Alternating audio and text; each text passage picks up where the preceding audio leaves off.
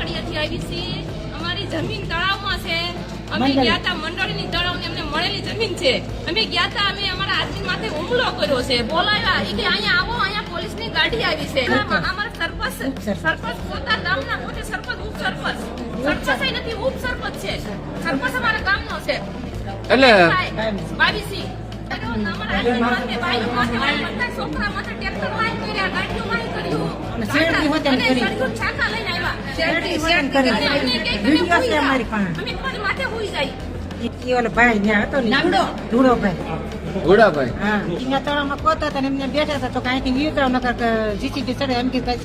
મને કે તું પેલા હોઈ જા, પછી હું હોઈ જાઉં. હોઈ જાય મને 2-3 જણા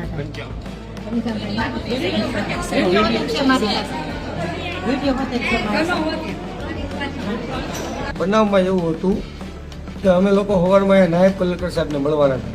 અમરેલી જિલ્લાના મોટા આકડિયા ગામે જે અનુસૂચિત જાતિ સમાજના જે ખેત સહકારી મંડળી ને જે જમીન મળી તે આજીવિકા માટે, એ જમીનની અંદર મોટા આકડિયા ગામનો જે ભૂમાફિયા રમેશ બાવીસી જે ઉપસરપંચ છે એની દ્વારા ગેરકાયદેસર ખનન કરવામાં આવતું.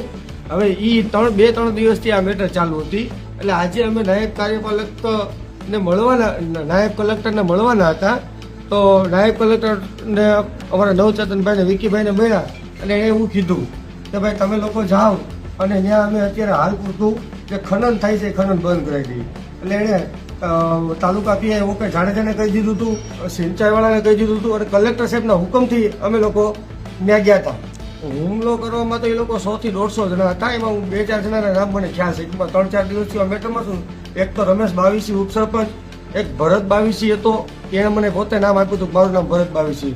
પછી એક રાજુ બાવીસી ચશ્મા પહેરે છે અને બીજા ઘણા લોકો હતા જે મારા વિડીયોમાં છે.